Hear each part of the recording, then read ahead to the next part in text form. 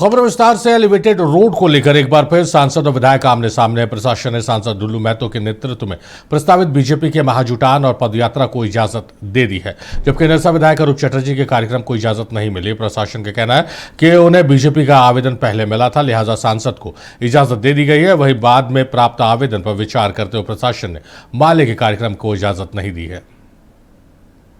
Elevated road की लड़ाई अब सड़क पर आई।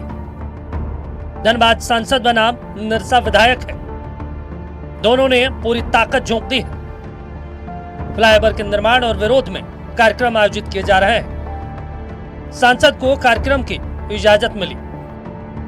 प्रशासन से इजाजत लिए बगैर विधायक का शक्ति प्रदर्शन हुआ। विधायक ने प्रशासन पर भेदभाव का आरोप लगाया है। धनबाद के निरसा में NH-19 पर एलिवेटेड फ्लाईओवर निर्माण को लेकर सियासी माहौल गर्मा गया है। फ्लाईओवर के समर्थन और विरोध में बीजेपी ने महाजुटान का आह्वान किया।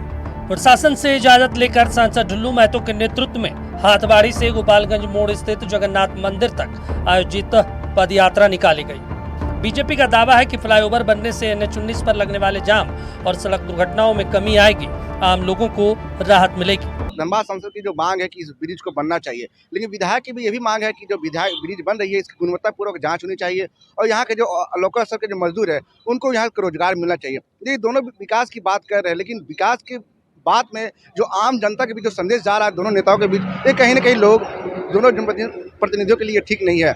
तब देखना है कि निरसा में जो विकास की गाथाएं जो रची जा रही है, जो दोनों सांसद द्वारा विधायक द्वारा जो आपसी लड़ाई चल रही है, जो आम लोग इसमें पिस रहे हैं, इसको जिला प्रशासन किस प्रकार निपटाती है। हालांकि दोनों के जो दुरुस्त निकल रहे हैं, इसको लेकर धनबाद जिला प्रशासन पूरी तरह से सख्त है। सुबह से ही मॉनिटरिंग कर रहे हैं। Dhanbad SP, SDM, SDO, Baghmara के SDP में तमाम पुलिस अनुमंडल के पदाधिकारी यहाँ पे मौजूद है।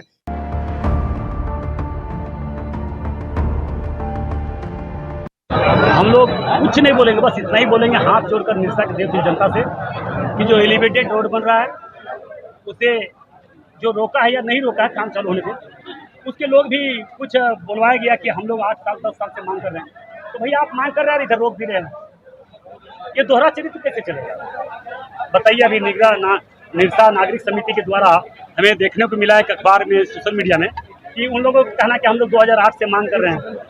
तो भैया मांग कर रहा है तो उसका तो पुतला जलना चाहिए जो रोक रहा है, चाहे जो भी रोके उसका तो पुतला जलना चाहिए, जलाना चाहिए आपको। पर इधर बोल रहे हैं कि हम लोग मांग भी कर रहे हैं, इधर भी रोक भी रहे हैं। विकास के पक्ष में होता है विकास का बात करने का तो अधिकार ही नहीं बनता है। ये उनके पिताजी भी रहे यहाँ पे 2 बार विधायक, वो भी विधायक रहे, और लोग जो उनमें शामिल बहुत लोग विधायक सांसद रहे, मगर उनका एक उपलब्धि बतावे ना भाई कि 20 साल से हमारे पिताजी रहे, हम रहे, वो विकास का बात तो करे। अभी विकास का नींद खुला है। प्रशासन ने इजाजत तो नहीं दी, लेकिन एलिवेटेड रोड मामले को लेकर माले कार्यकर्ता भी सड़क पर उतर गए। माले कार्यकर्ताओं का पैदल मार्च निरसा कार्यालय से देवयाना गोपालगंज की ओर बढ़ा। पार्टी का आरोप है कि फ्लाईओवर निर्माण कार्य में भारी अनियमितता, भ्रष्टाचार, अवैध बालू तस्करी और माफियाओं का हस्तक्षेप हो रहा है। माले ने निर्माण कार्य में पारदर्शिता सुनिश्चित करने और पूरे मामले की जाँच की मांग उठाई। SDO जो है ये गलत काम किया है। हम लगता है SDO भाजपा से प्रभावित है और भाजपा के समर्थन कर रहा है। SDO की जो लैंग्वेज है वो भी गलत है। तो SDO अगर एक पक्षीय कोई ये करे, ऑर्डर निकाले, तो वो हम मानने के लिए बात नहीं है। विधायक अरूप चटर्जी ने एक बार फिर सांसद पर गैंगस्टर के करीब होने का आरोप लगाया। इसकी पूरी तथ्य, पूरी पोथी पुलिस के पास है। समय आने पर मैं माननीय मुख्यमंत्री महोदय से बात की है इस बारे में। समय आने पर पूरा चीज़ों की खुलासा होगी। आपकी शैफी की जो गिरफ्तारी हुई, शैफी की जो पुलिस की बयान है, उस बयान में भी साफ तौर पर कहा है जो भाई हमें विधायक जी के साथ लगातार हम लोग संपर्क में। जांच पूरी हो चुकी है, सिर्फ वो निकलना बाकी है। समय आने दीजिए, पूरी धनबाद, पूरी देश के लोग जानेंगे जो ढुल्लू महतो के किस तरीके से इंटरनेशनल गैंग के साथ संपर्क है, और वो भी पाकिस्तान में बैठे हुए आतंकवादियों के साथ। दोनों दलों के कार्यक्रम लगभग एक ही समय और एक ही मार्ग पर होने के कारण हालात तनावपूर्ण बन गए। जिला प्रशासन ने सभी चौक चौराहों पर बड़ी संख्या में पुलिस बल को तैनात किया। ये चुनौती है, हम लोग का पूरा प्रशासनिक व्यवस्था पूरी तरह से तैयारी कर ली गई है। हम लोग हर एक तरह का समस्या से हम लोग निपटने के लिए हम लोग तैयार हैं। उतना हम नहीं बता सकते हैं। परमिशन नहीं मिला कुछ कार्रवाई भी हुआ सर? हाँ 107 की कार्रवाई हुई है। हम लोग तो प्रिवेंटिव एक्शन लेंगे ना, उस पर कार्रवाई हुई है। सभी जगह तैयारी है। अभी तक तो शांति है सब, आगे हम लोग निगरानी रखे हुए हैं। निरसा में हालात काबू में रहे, इस वास्ते पुलिस ने 100 से ज्यादा लोगों के खिलाफ धारा 107 के तहत कार्रवाई की। प्रशासन का दावा है कि कानून व्यवस्था बनाए रखने के लिए सभी जरूरी कदम उठाए गए हैं। गड़बड़ी फैलाने वालों के खिलाफ सख्त कार्रवाई की जाएगी। एसपी, एसडीएम और एसडीपीओ हालात पर नजर बनाए हुए हैं। मंडल के पदाधिकारी यहाँ पे मौजूद है। चप्पे चप्पे पर पुलिस व्यवस्था को लेकर पुलिस बल की तैनाती की गई है ताकि कोई भी किसी प्रकार कोई अप्रिय घटना न घटे। निरसा से नक्षत्र न्यूज के लिए मैं बंटी झा।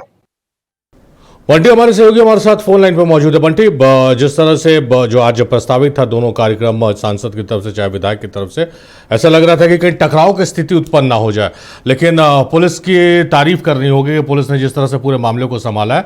हालांकि एसडीओ पर निरसा विधायक का गुस्सा भी दिखने को मिल रहा है कि भाई उनके एप्लीकेशन को रिजेक्ट कर दिया गया, लेकिन उनका जस्टिफिकेशन है कि पहले सांसद की तरफ से एप्लीकेशन प्राप्त हुआ था, इसलिए उन्हें परमिशन दी गई।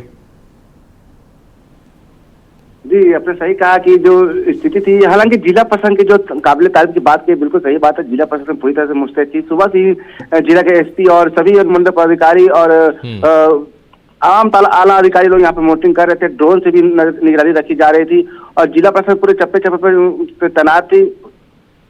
पुलिस तैनात थी कि किसी प्रकार की विधि व्यवस्था खराब ना हो, इसको लेकर जिला प्रशासन पूरी तरह से सख्त थी। और जो दोनों ने एक दूसरे पर आरोप प्रत्यारोप भाषा के द्वारा लगाया है, ये कहीं ना कहीं फिर एक बार अमर्यादित भाषा का आरोप लगाया है।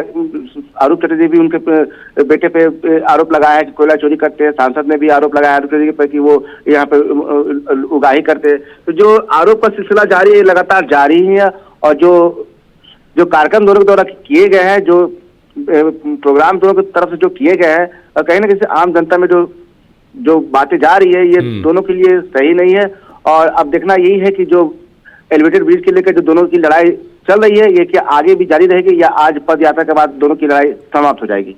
जी बंटी, आम आवाम से आपकी बात हुई है क्या? क्या उनका मानना है कि ये श्रेय लेने के होड़ में दोनों आपस में एक दूसरे के सामने टकराव की स्थिति उत्पन्न हो गई है, या फिर जो वर्चस्व की लड़ाई है जो कोयलांचल में देखने को मिलता है, कोयले पर जो वर्चस्व की लड़ाई होती है, उसको लेकर है?